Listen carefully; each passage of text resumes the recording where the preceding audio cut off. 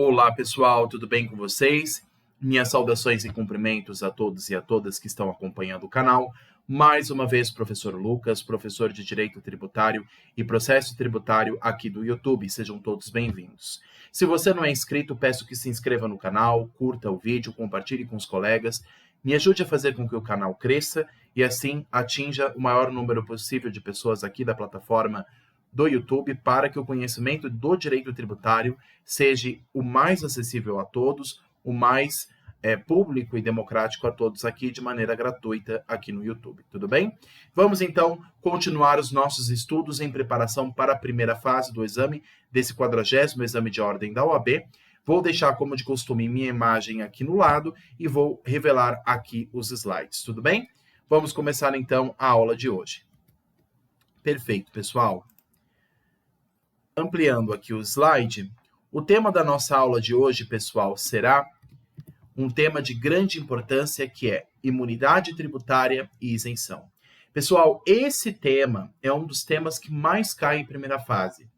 E por isso que eu acho necessário, considero necessário, tratar desse tema de maneira mais particular nessa aula de hoje, porque é um tema, pessoal, que requer muita atenção, porque muitas pessoas confundem imunidade, os tipos de imunidade com o que é isenção. Cuidado! Imunidade é uma coisa, isenção é outra, anistia é uma coisa, alíquota zero é outra. Então, nós temos vários institutos no direito tributário que possuem naturezas jurídicas distintas, características distintas que precisam ser apontadas, que precisam ser analisadas na aula de hoje, porque a OAB, pessoal, não vai perguntar para vocês em primeira fase algo fácil ou óbvio. Ela vai perguntar justamente exceções, coisas que gerem confusão para que você erre na prova. Lembrando que a prova ela tem essas pegadinhas, embora não seja um concurso público de concorrência, mas é uma prova que traz um viés de dificuldade para ver se o aluno está atento a, inclusive, exceções trazidas pela lei. Então, muito cuidado com os conceitos que nós vamos trabalhar hoje, para que a gente consiga ter todos eles em mente de maneira consolidada e assim nós consigamos entender o que é imunidade tributária, os tipos de imunidade tributária, o que é isenção, qual é a diferença dos dois e assim por diante. Tudo bem? Vamos começar então. Quais são as primeiras considerações que nós podemos fazer sobre imunidade tributária? Pessoal, eu vou até tirar um pouco da minha imagem aqui ao lado. Imunidade tributária, pessoal, ela deriva da Constituição Federal. Isso é muito importante vocês terem em mente. A imunidade tributária, eu até coloquei de novo a minha imagem aqui para a gente conversar. Primeira coisa que tem que ficar em mente para vocês é: imunidade tributária deriva do texto constitucional. Ela, portanto, está num âmbito superior, provém do texto da Carta Magna e muitas vezes é considerada uma cláusula pétrea. Não pode ser, inclusive, removida nem mesmo por emenda constitucional. Então, a imunidade tributária ela tem uma característica particular, uma característica específica, que a faz diferente dos demais institutos do direito tributário, tudo bem? Então, a imunidade ela está num âmbito superior, porque ela deriva do texto constitucional. Trata-se de uma regra constitucional de não incidência tributária. Então, quando eu falo que uma determinada pessoa é imune, um determinado ente público é imune, uma pessoa jurídica de direito privado é imune, uma associação educacional é imune, ou qualquer outra pessoa ou coisa que seja considerado imune, essa imunidade é a regra de não incidência tributária. Ou seja, a Constituição Federal vai dizer claro no seu texto: aqui o imposto não chega. Aqui não haverá incidência tributária. Aqui não haverá a incidência do tributo, mesmo que haja a prática do fato gerador. Tudo bem? Então, mesmo que essas pessoas, que essas entidades imunes trazidas na Constituição Federal, mesmo que sejam imunes, mesmo que, pratiquem o fato gerador, pratiquem atos passíveis de tributação no mundo real, por estarem contempladas no texto constitucional, não haverá a incidência do tributo. Tudo bem? Mesmo que pratiquem atos previstos em lei. Difere-se da isenção, a imunidade, pois a isenção decorre de lei e não do texto constitucional. Essa é a primeira diferença básica, pessoal. que já tem que ficar na nossa cabeça. Imunidade tributária provém do texto da Constituição. Isenção provém por meio de lei, portanto, no âmbito abaixo. Cuidado! Há partes na Constituição Federal que usa de maneira errada o termo isenção, quando na verdade se refere à imunidade. Por exemplo, o que está disposto nos artigos 184, parágrafo 5º e 195, parágrafo 7º do texto constitucional. Esses artigos trazem o termo isenção quando na verdade se referem à imunidade. Então, isenção é uma coisa, imunidade é outra. O texto constitucional muitas vezes traz de maneira errada termos que não deveriam ser empregados. Então, quando a Constituição fala de isenção, tais entes são isentos, na verdade o que ela quer dizer é que tais entes são imunes, porque imunidade vem da Constituição, isenção vem de lei. Tudo bem? Continuando então, se vocês quiserem, inclusive, pessoal, tirar uma foto aqui, então precisa, inclusive, tomar cuidado com isso. A diferença entre isenção e imunidade, e cuidado com o termo usado isenção aqui, que não se refere ao termo técnico da palavra, e sim se refere ao termo imunidade, porque está previsto no texto da Constituição. E aí eu citei os exemplos dos artigos aqui embaixo. Tudo bem? Perfeito. Quais outras considerações nós podemos fazer? Existem tipos de imunidades que nós precisamos classificar. A imunidade é um conceito genérico.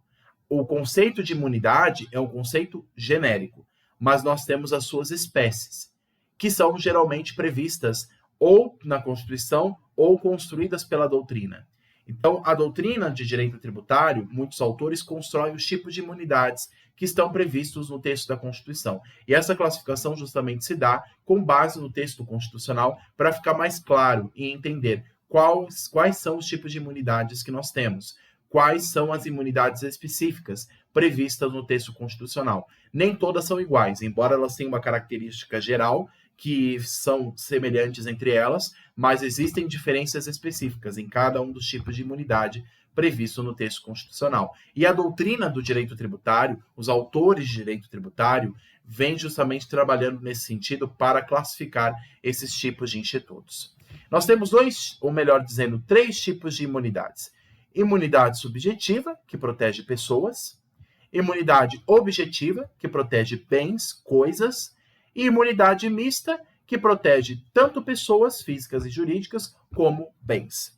Então, existem algumas imunidades, pessoal, que protegem apenas pessoas. Então, imunidade entre pessoas dos entes federados, a imunidade recíproca, que nós vamos ver o que é. Imunidade que existe entre entes federados. Os entes federados, União, Estados, municípios e o Distrito Federal, são pessoas jurídicas. Então, imunidade que protege pessoas, seja pessoas jurídicas ou pessoas físicas. A imunidade objetiva, que protege bens, exemplo, a imunidade de imprensa, a imunidade da produção de livros, por exemplo. Ou a imunidade mista, que protege ambos, tanto a pessoa como a produção de bens, tendo como base, no caso do ITR, o artigo 153, inciso 2, artigo 153, inciso 2, parágrafo 4º da Constituição, que fala no caso do ITR, tá? Então, nós temos tipos de imunidades que se classificam nesses três grandes grupos. Muito bem.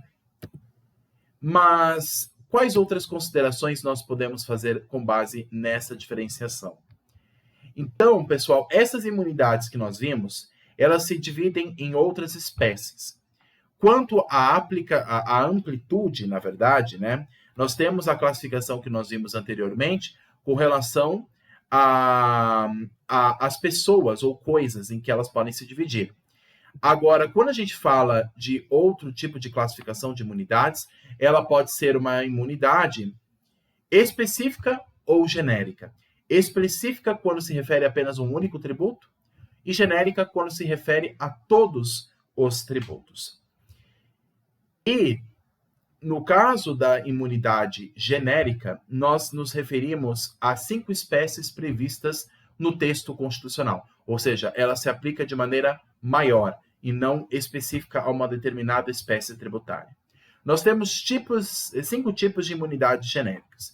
Imunidade recíproca, imunidade religiosa, imunidade condicional, imunidade de imprensa e imunidade musical.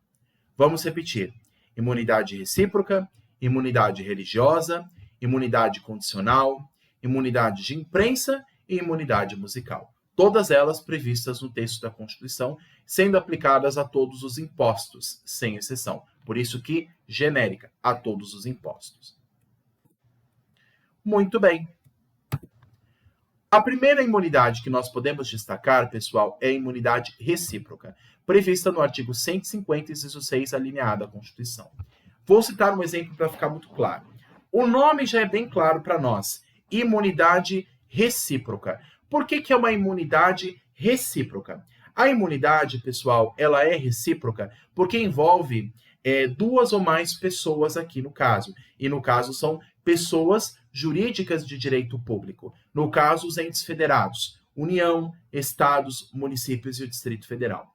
Estes entes federados, também conhecidos como entes políticos que moldam a Federação Brasileira, estes entes, eles não cobram impostos entre si. Um respeita o espaço, os bens do outro. Então, por exemplo, a União, o governo federal, não vai cobrar impostos federais das atividades desenvolvidas pelo Estado de São Paulo. E, por sua vez, o Estado de São Paulo não vai cobrar impostos estaduais sobre as operações da União, e vice-versa. Existe, portanto, uma imunidade recíproca. Um outro exemplo: o Estado de São Paulo não tributa impostos o Estado de São Paulo não tributa impostos sobre determinados municípios. E esses municípios também não vão cobrar impostos do Estado sobre a sua competência. Ou seja, cada ente federado, União, Estados, municípios e o Distrito Federal, cada ente respeita o seu limite temporal, espacial, e não tributa nenhum imposto entre si. É o que a gente chama de imunidade recíproca. Mas ela não se aplica apenas aos entes políticos. Ela também se aplica, pessoal, a outros entes que formam a administração pública indireta. E até eu coloquei aqui, inclusive, anotado. Ela se aplica tanto a empresas públicas, como também a sociedades de economia mista, assim como as autarquias e fundações públicas. Então, pessoal, nós temos, além dos entes políticos, nós temos os outros entes, que até o direito administrativo estuda, que são os entes da administração pública indireta. No caso, autarquias, fundações públicas, sociedades de economia mista, empresas públicas. Autarquias, por exemplo, Universidade de São Paulo, uma autarquia educacional. Fundações públicas, FUNAI, Fundação Nacional do Índio, por exemplo. Empresas públicas, Caixa Econômica Federal, Sociedade de Economia Mista, Banco do Brasil. Esses entes que fazem parte da administração pública indireta, eles também são contemplados pela imunidade recíproca. Agora, cuidado, muito cuidado com uma coisa, e até eu destaquei aqui no final das minhas anotações, coloquei aqui no final. Cuidado. No caso das empresas públicas e sociedades de economia mista, somente são imunes se prestadoras de serviços públicos. Por que isso, pessoal? Muito, mas assim, muito cuidado com isso, porque eu já vi cair mais de uma vez em questão de primeira fase. Uma vez caiu uma questão de primeira fase perguntando sobre a imunidade dos bancos públicos, no caso da Caixa Econômica Federal e do Banco do Brasil. A Caixa Econômica Federal é uma empresa pública e o Banco do Brasil é uma sociedade de economia mista. Em regra, eles também são entes imunes com base na decisão do Supremo Tribunal Federal. Entretanto, a sua imunidade só se aplica na prestação de serviços públicos. Então, quando estes bancos prestarem serviços públicos, eles são imunes. Mas com relação às suas atividades econômicas, atividades financeiras, aí essa imunidade não se sustenta. Tudo bem? Um outro exemplo de uma empresa pública, a Correios, que é a chamada ECT, Empresa de Correios e Telégrafos. A Correios, ela é, no caso, uma empresa pública que ela não é ela é contemplada pela imunidade recíproca, mas só com relação às suas atividades públicas, por exemplo, atividade postal. Agora, quando ela presta serviços privados, Quando, no caso, a Correios presta serviços que envolvem o mercado, a parte privada, a parte de concorrência, a parte econômica, então, nesse caso, eles não são contemplados pela imunidade. Então, a imunidade que é aplicada às empresas públicas e sociedades de economia mista só se restringe no que tange à prestação de serviços públicos. Na prestação de serviços particulares, no caso, serviços financeiros, serviços econômicos, então essa imunidade não se aplica. Tudo bem? Essa imunidade recíproca. Muito bem. Os bancos públicos, como eu falei para vocês, como o Banco do Brasil, Sociedade de Economia Mista, e a Caixa Econômica Federal, como empresa pública, no exercício da atividade econômica, não usufruem de imunidade. Cuidado, porque esse é o entendimento consolidado pelo Supremo Tribunal Federal. Muito bem. Qual outro tipo de imunidade que nós podemos tratar aqui, pessoal? Qual outra espécie de imunidade que está também no artigo 150 da Constituição? A famosa imunidade religiosa, que está previsto no artigo 150, inciso 6, a linha B, da Constituição Federal, que é a imunidade sobre templos de qualquer culto. Então, ele beneficia não só o templo, o patrimônio do templo, mas também as suas rendas e serviços dos entes religiosos. Então, as igrejas, por exemplo, eu vou citar um exemplo para ficar claro aqui. Vamos imaginar uma paróquia, uma igreja. O terreno dessa igreja não vai pagar IPTU, né? Porque o exercício dessa propriedade, ele é um exercício que fica imune de pagar o imposto do IPTU.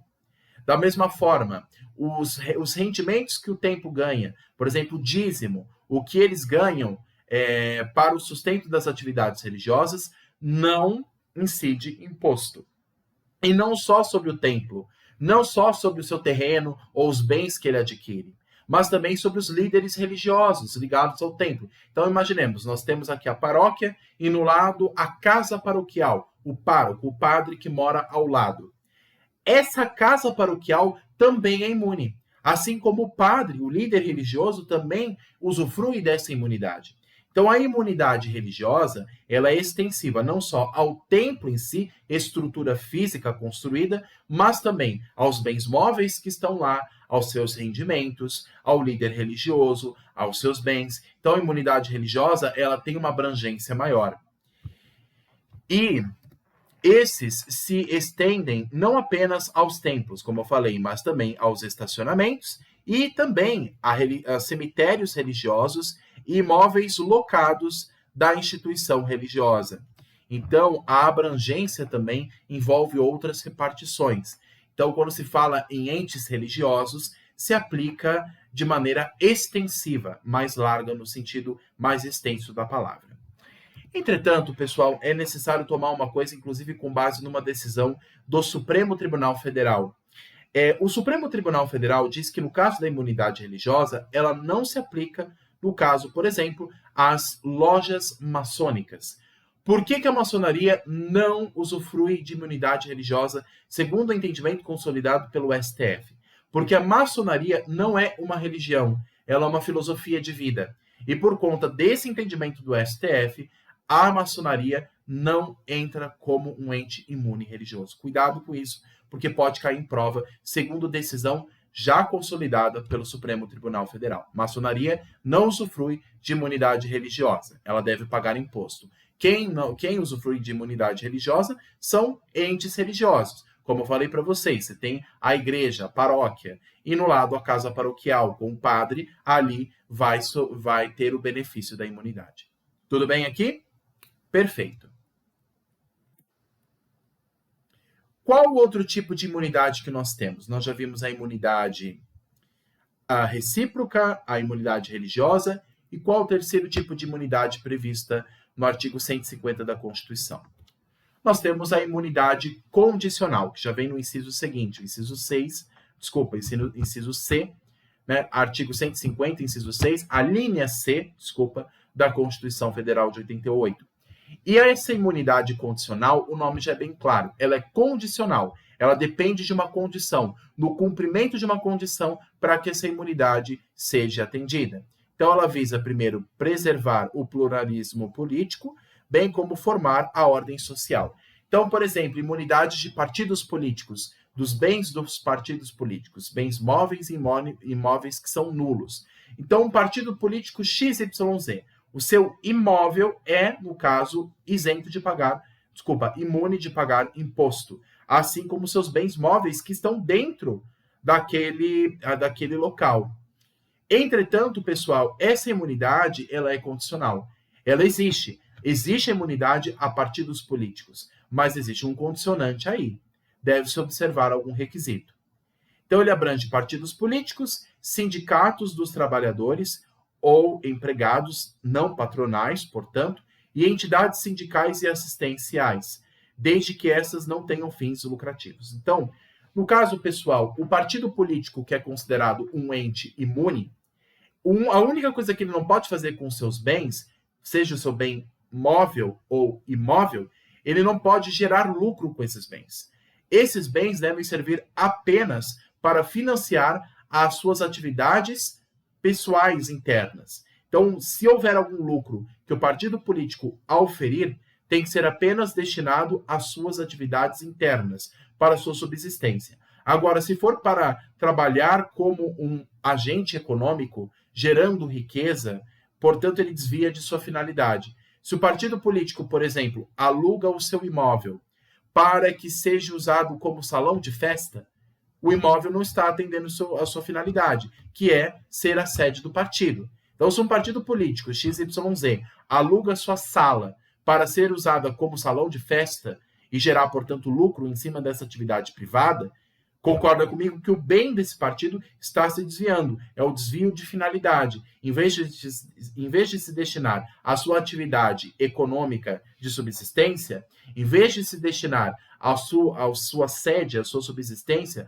à sua sobrevivência pessoal, se o partido político começa a ganhar dinheiro de maneira a não usá-lo apenas para o seu sustento, mas para agir como agente econômico, se há esse desvio de finalidade, então essa imunidade não se aplica, tudo bem? Então o partido político não pode, como eu falei, deixar o seu imóvel para ser usado como salão de festa, porque do contrário ele está fugindo da sua finalidade, que é a finalidade política. Agora existe a questão também dos sindicatos, e pessoal, cuidado.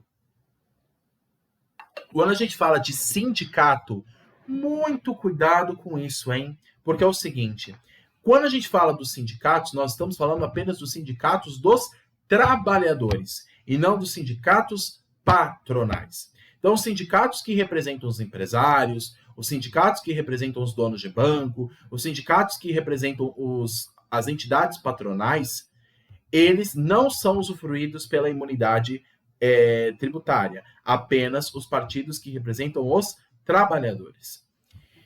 E vide artigo 14 do CTN, estabelece alguns requisitos para serem observados por esses dois entes, tanto o partido político quanto os entes sindicais. Tudo bem? Esses são as hipóteses trazidas pelo inciso 6, a linha C da Constituição. Agora, pessoal, da mesma forma também o partido político, mesmo que seja um partido político dos trabalhadores, ele não pode usar, por exemplo, seus bens móveis ou imóveis para gerar lucro a fim de ser um agente econômico que gere lucro no mercado. Se houver um desvio de finalidade por parte do partido político ou do sindicato, se houver um desvio de sua finalidade pessoal, então essa imunidade não é mais garantida. Por isso que ela é condicional. A condição deve-se observar a sua finalidade fim. O partido político deve observar a sua finalidade fim, assim como os sindicatos devem observar a sua finalidade fim, porque do contrário, eles podem ser responsabilizados e aí eles acabarão não usufruindo da imunidade condicional. Tudo bem? Então, a imunidade ela só vai para esses dois entes até a sua atividade pessoal. Se ela passar disso, se gerar lucro a fim de gerar riqueza, se gerar lucro a fim de fazer com que esses entes sejam entes econômicos ativos, então, nesse caso, se houver desvio de finalidade, essa imunidade não será concedida. Tudo bem? Perfeito. Continuando a nossa análise aqui, nós temos o artigo 14 do Código Tributário Nacional, que ele traz um ponto interessante sobre essa imunidade nos casos dos partidos políticos e sindicatos. Então, o disposto na alíquota C do inciso 4 do artigo 9º, não subordinado à observância dos seguintes requisitos pelas entidades nele referidas. Não distribuírem, então, para que essa imunidade seja concedida, primeiro, não devem distribuir qualquer parcela do seu patrimônio ou de sua renda a qualquer título. Então, toda a renda que o partido político teve ou que o sindicato teve deve ser apenas destinada à sua atividade pessoal, à sua subsistência. 2.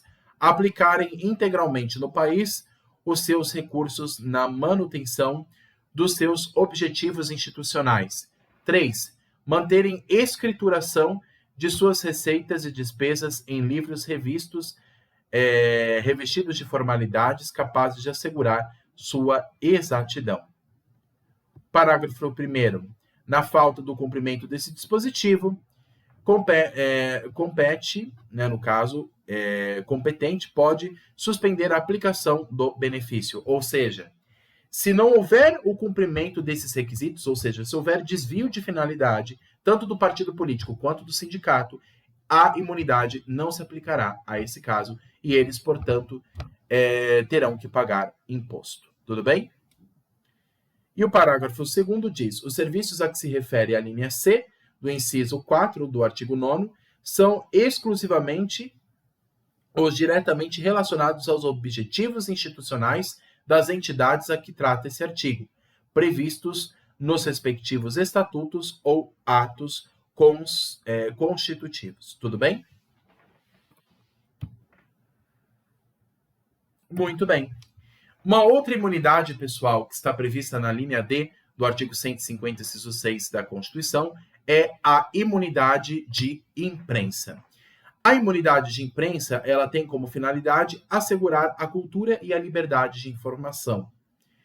Incide sobre coisas e não sobre pessoas, ou seja, não alcança as editoras ou as gráficas, mas sim o seu conteúdo produzido.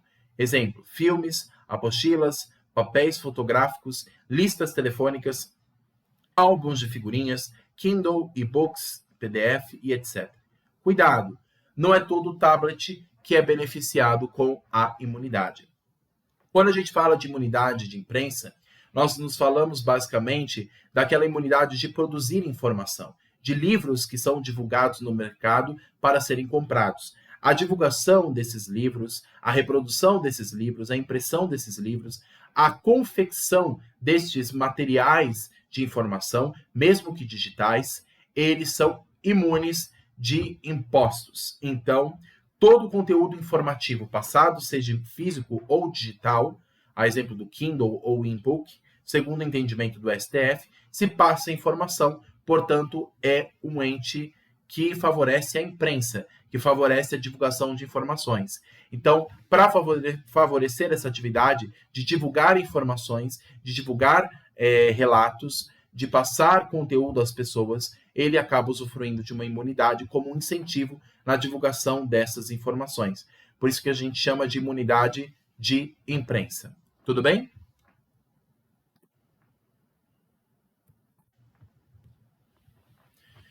A imunidade musical é um outro tipo de imunidade muito interessante, já prevista na linha E do artigo 156 da Constituição.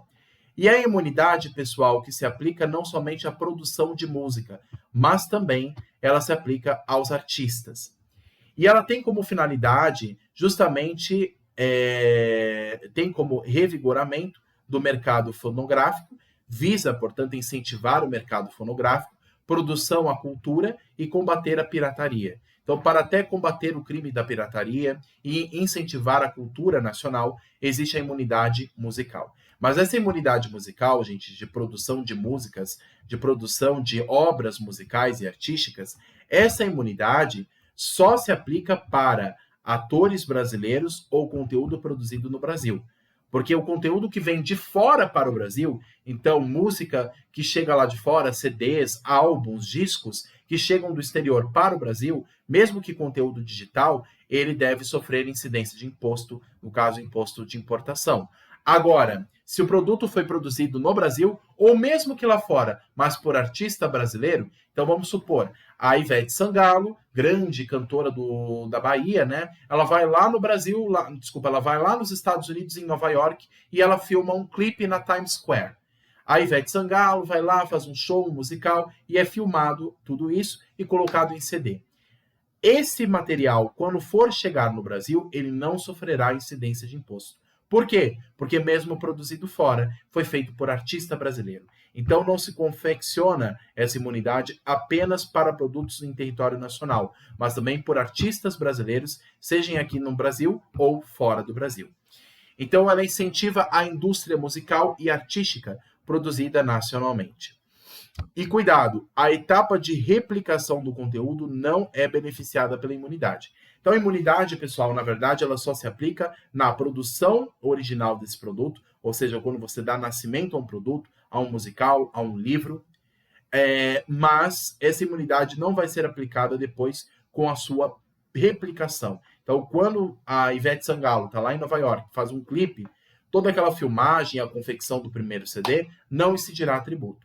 Mas para copiar esse CD e assim transferir para as pessoas no mercado de trabalho, no mercado em geral, para as pessoas comprarem aquele conteúdo artístico, aquele produto que foi comprado, adquirido, ele não será imune, de pagar imposto, tá? Então o imposto só se aplica na etapa da produção do conteúdo e não da replicação do conteúdo. Então, a replicação do conteúdo, a sua cópia e circulação no mercado, não é beneficiada pela imunidade, e sim a criação original e primária dele. Tá bom? Essa é a imunidade musical, que também é uma das espécies de imunidade previstas no artigo 150 da Constituição. Muito bem, nós falamos sobre imunidade, né, pessoal? Vou só tomar uma coisa aqui por conta da minha garganta, só um momento. Nós falamos sobre imunidade. Agora nós vamos falar, pessoal, a respeito de isenção tributária. O que é a isenção tributária? Nós falamos o que é imunidade, os tipos de imunidade, mas o que é isenção? Qual é a sua característica e o que a diferencia da imunidade? Muito bem. Quais são as considerações iniciais que nós podemos fazer? A isenção trata-se de uma disposição legal do pagamento do tributo. Então, trata-se de uma dispensa por lei de pagar um determinado tributo que já foi constituído, portanto, há a isenção, e há a necessidade de previsão de lei, com base no artigo 150, parágrafo 6º da Constituição e do artigo 176 da Constituição. O artigo 177 do CTN diz assim: isenção não se estende a taxas ou a tributos instituídos posteriormente à sua concessão. Então, pessoal, a isenção não vai ser aplicada a outros tributos, ela é mais restrita. A isenção só se aplica à lei, ela não se aplica nem a taxas, nem a contribuições em geral, contribuições de melhoria ou contribuições profissionais, contribuições sociais. Então, a isenção ela é muito taxativa, ela se aplica apenas a impostos. E também, pessoal, há a classificação sobre os tipos de isenções tributárias existentes no direito tributário. Tudo bem?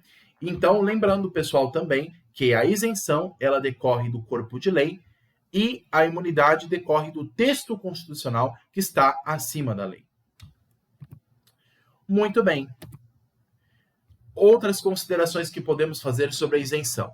Quanto à onerosidade, a classificação da isenção, a isenção pode ser isenção onerosa ou isenção não onerosa. Isenção onerosa é quando há a exigência de uma contrapartida.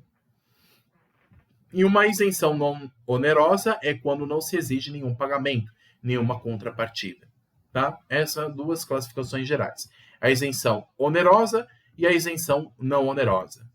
E também é importante dar destaque aqui, recomendo que vocês leiam em casa, o artigo 178 do CTN, e a súmula 544 do STF diz, inclusive, que não confundir a supressão da isenção com revogação da lei que concede a isenção. A isenção, pessoal, assim como ela é concedida por lei, autorizada primeiro, quer dizer, por lei, e concedida por ato administrativo, ela pode ser retirada a qualquer momento por esse ato administrativo, desde que a lei assim preveja. Então, pessoal, a isenção, ela não cria direito adquirido, porque ela decorre de lei. E se essa lei for revogada, aí essa isenção vai parar de valer, tá? Porque a isenção, para que ela possa existir, como um ato administrativo, ela precisa anteriormente da previsão legal. Tudo bem? Perfeito. Quanto à generalidade, quais são os tipos de isenções? Em caráter geral e em caráter individual. Exemplo, pessoa portadora de pessoa com deficiência, portadora de doença, né?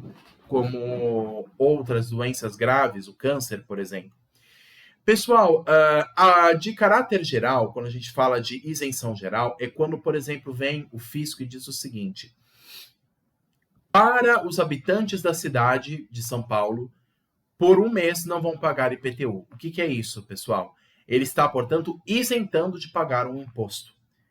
Agora, quando a gente fala de caráter individual, no caráter individual, nós estamos falando apenas para uma única pessoa. Nós temos, por exemplo, a isenção concedida a pessoas portadoras de deficiência física ou doenças graves como câncer, no caso da declaração de imposto de renda. Então, a pessoa que vai declarar o imposto de renda, ela é beneficiada pelo Instituto da Isenção. A Receita Federal concede essa isenção para que a pessoa não precise pagar aquele imposto e cumprir com a obrigação principal em virtude da sua fragilidade, da sua saúde. Portanto, é uma isenção concedida em caráter individual, pessoal àquele contribuinte, também tendo como base o artigo 179 do CTN. Muito bem. O artigo 179 do CTN, para falar de maneira clara, ele diz o seguinte para nós: a isenção, quando não concedida em caráter geral, é efetuada em cada caso por despacho da autoridade administrativa, em requerimento com o qual o interessado faça prova do preenchimento das condições e do cumprimento dos requisitos previstos em lei ou contrato para sua concessão. Parágrafo 1º. Trata-se de tributo lançado por período certo de tempo. O despacho referido nesse artigo será renovado antes da exposição de cada período, cessando automaticamente os seus efeitos a partir do primeiro dia do período para o qual o interessado deixar de promover a continuidade do reconhecimento da isenção. E parágrafo 2º, o despacho referido desse artigo não gera direito adquirido, aplicando-se, quando cabível, os requisitos do artigo 155. Tudo bem? Essa é a característica da isenção, que é concedida por despacho do ato administrativo. É claro que antes disso, a lei deve autorizar a concessão dessa isenção. E uma vez autorizada por lei, a autoridade administrativa, com base na lei já positivada, ela concede por meio de um ato administrativo. Tudo bem? Perfeito. Qual outro ponto que nós podemos trazer? Pessoal, vamos tratar sobre a diferença entre imunidade e isenção e entender o que significa alíquota zero. Pessoal, eu peço agora o máximo de atenção de vocês para que a gente consiga entender a diferença desses três institutos, porque já vi questão de prova perguntando sobre o que é imunidade, o que é isenção e o que é a alíquota zero. Imunidade é uma regra de não incidência prevista na Constituição. Aqui na imunidade não há fato gerador, nem obrigação e nem crédito tributário. Não há nada. Até peço desculpas, pessoal, porque no início da aula eu falava que pelo menos havia o fato gerador no caso da imunidade. Não há o fato gerador ainda. Não há nem a hipótese de incidência. Então, não há nada no caso da imunidade, não ocorreu nada. E cuidado com o termo isenção usado no texto constitucional. Quando está na Constituição, não se refere à isenção, e sim à imunidade. Então, no texto da Constituição, essa palavra usada de maneira errada, isenção, refere-se à imunidade, tendo como base os artigos 184, parágrafo 5º, 195, parágrafo 7º da Constituição. Isso é imunidade. Isenção é outra coisa. Quando você fala que um ente está isento, O que é essa isenção?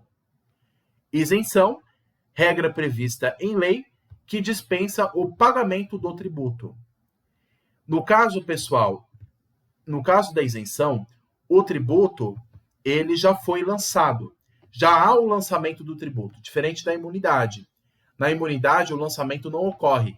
Na isenção, o tributo já foi constituído por meio do lançamento. Mas a pessoa deixa de pagar aquele tributo, porque mesmo lançado o tributo, ela fica isenta. Então, a isenção se aplica depois do lançamento. Ela não vem antes. Não existe isenção antes do lançamento. A isenção vem justamente depois, por autorização de lei, através de um ato administrativo.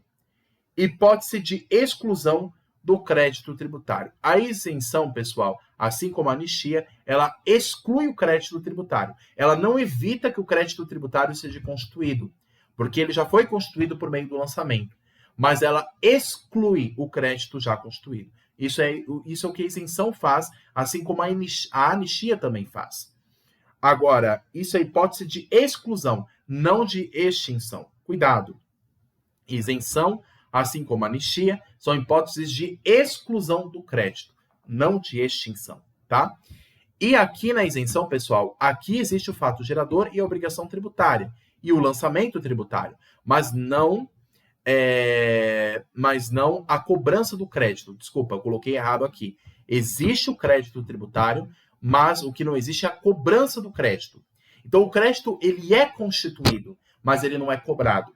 Eu coloquei aqui errado, pessoal, aqui nas anotações. Eu peço que vocês, se puderem corrigir aí nas anotações de vocês, se estiverem anotando aí o slide, essa tabela que eu fiz. Então, há a obrigação tributária, há a formação do crédito por meio do lançamento. Mas o que não há é a cobrança desse crédito. O crédito existe, mas ele não é cobrado. Por quê? Porque há a concessão de isenção. Então, a isenção, ela afasta o crédito. Ela exclui o crédito, mas isso não significa que ela impede que o crédito seja criado. Ela não impede que o crédito seja criado, mas ela afasta o crédito já constituído. Agora, alíquota zero, pessoal, muito cuidado com isso. Cuidado, pessoal, porque tem gente que acha que é a mesma coisa que isenção. Não existe isso de alíquota zero ser isenção, pessoal. Muito cuidado com isso. Existem impostos, pessoal, que às vezes o fisco concede uma alíquota zero, ou seja, para que o tributo que vai ser cobrado tenha um valor muito baixo ou ínfimo ou praticamente até nulo. Então, quando a gente fala de alíquota zero, é o seguinte: não existe dispensa de pagamento, mas o valor calculado é igual a zero, né? Ele se iguala a zero. O que acontece, pessoal? Existem impostos em que o fisco tira a alíquota deste imposto para que simplesmente o valor dele seja praticamente nulo. E assim aquele produto que a pessoa vai consumir seja mais barato e de mais fácil acesso. Vou citar um exemplo. Isso ocorre, por exemplo, no antigo IPI, que é o Imposto sobre Produtos Industrializados, que foi reformado, claro, pela reforma tributária, que é a PEC 45, que já foi aprovada no Congresso. Mas o que acontece? Antes, na regra antiga do IPI, que incide sobre produtos industrializados, existem alguns produtos que são considerados produtos de essencialidade muito grande. Produtos da cesta básica, por exemplo. O arroz, o feijão, o açúcar, o óleo, são produtos que são essenciais para a subsistência das pessoas e que fazem parte da cesta básica. Por conta disso, o que o Estado faz? Ele tira a alíquota do imposto sobre esse produto para que a pessoa tenha um produto mais barato e assim ela consuma de melhor forma. Então não é que ela fica dispensada de pagar o tributo, mas é que a alíquota que vai se aplicar ao tributo vai ser zero. E assim o tributo tem um valor muito baixo, praticamente nulo. E assim o produto seja mais acessível. Então isso se aplica ao IPI, por exemplo, porque o IPI ele tem essa característica de seletividade. Ele pode ser muito benéfico para alguns produtos e muito alto para outros. Para alguns produtos que são essenciais para a subsistência das pessoas, como os produtos da cesta básica, o arroz, o feijão, o óleo e o açúcar, a alíquota será zero. Agora, para produtos não essenciais ou até nocivos à saúde, como o álcool e o cigarro, aí a alíquota será muito alta. Então, para alguns produtos a alíquota será zero, para outros a alíquota será alta. Então, cuidado com isso. Imunidade é uma coisa, isenção é outra e a alíquota zero é outra. Então, não quer dizer que o produto ele é imune ou isento, ou ele está isento de um tributo. Aqui nós não estamos falando de hipótese de imunidade ou isenção. Apenas não se aplicará a alíquota do imposto sobre o produto e o produto será barato a ponto de que o contribuinte tenha fácil acesso a ele. Tudo bem? Então, diferença entre imunidade, isenção e alíquota zero. Na alíquota zero, aqui existem as 3 etapas: fato gerador, obrigação tributária, a constituição do crédito e a cobrança do crédito. Mas nessa cobrança do crédito, o valor final vai ser zero, praticamente. Então, você praticamente não vai pagar tributo nenhum, porque por ter uma alíquota zerada, não terá nada a se multiplicar com a base de cálculo. Então, o valor do tributo vai ser muito baixo. Tudo bem? Muito bem, pessoal. Para os impostos extrafiscais, e a gente já estudou sobre eles, a exemplo dos impostos federais, imposto de importação, imposto de exportação, o IPI e o IOF, para os impostos extrafiscais, é possível a alteração da alíquota por mero ato do Poder Executivo Federal, não havendo necessidade de lei, e por isso essa seria uma hipótese de se aplicar também a alíquota zero. Também existe a hipótese, pessoal, de se aplicar a alíquota zero até sobre produtos importados ou exportados. Para produtos exportados é mais fácil se perceber isso. A aplicação, pessoal, que se aplica a produtos brasileiros que vão para o exterior, então produtos que são exportados, que saem do território nacional para ir a outro país, a saída do produto brasileiro do território nacional para um outro país, a Receita Federal pode aplicar até uma alíquota zero para o imposto de exportação, fazendo com que o valor a ser pago seja praticamente nulo. E, nesse caso, o produto fique mais barato e mais competitivo no mercado exterior. Até porque se sabe que lá fora pode ser que cobrem tributo sobre esse produto, num país estrangeiro. Mas no Brasil se aplica uma alíquota zero para produtos de exportação, se forem produtos brasileiros, justamente para estimular o mercado interno nacional. Tudo bem? Por isso que é uma outra hipótese, o imposto de exportação é um imposto extrafiscal e é uma hipótese de não se aplicar a alíquota zero e resultar num valor nulo a ser cobrado do imposto. Tudo bem? Perfeito. O artigo 150, pessoal, parágrafo 6º, diz assim, da Constituição.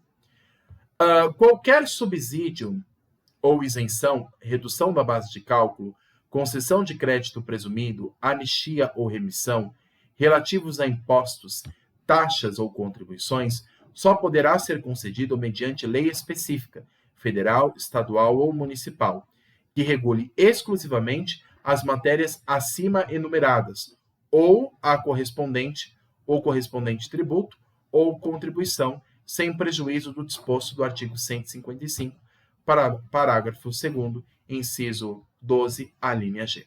Tá? Ele traz de maneira mais detalhada o que são cada um desses institutos, e aí ele fala, né, que só poderá ser concedido mediante lei específica, ou seja, autorização de lei. Aí você já vê o princípio da legalidade, seja federal, estadual ou municipal, que regule exclusivamente as matérias acima enumeradas ou o correspondente tributo ou contribuição, sem prejuízo dos dispostos na Constituição, no artigo 150, parágrafo 2º, inciso 12, linha G, da Constituição Federal. Tudo bem? Muito bem, pessoal. A aula de hoje foi um pouco mais curta do que a aula passada. Espero que eu tenha esclarecido as dúvidas de vocês. Espero que o conteúdo tenha ajudado vocês também a compreenderem a matéria. Se não, peço que deixem nos comentários aqui as suas dúvidas. Deixe também nos comentários o seu e-mail, o seu endereço de e-mail, se você tiver interesse que eu compartilhe o material dessa aula, os slides, por e-mail, aí eu compartilho com vocês esse material, seja em PowerPoint, né, que é o dispositivo que eu uso aqui, seja em PowerPoint ou, no caso, em PDF, como vocês preferirem, seja da aula de hoje, como das aulas anteriores, tá bom? E é isso, pessoal. Vou tirar aqui dos slides de apresentação, vou ampliar a minha imagem. E se vocês tiverem dúvidas, pessoal, não deixem de perguntar aqui no canal. Estou à disposição de vocês para esclarecer estas dúvidas. E, claro, agradeço a todos pela atenção. Bons estudos, perseverem, que vai dar tudo certo. Um abraço. Tchau, tchau.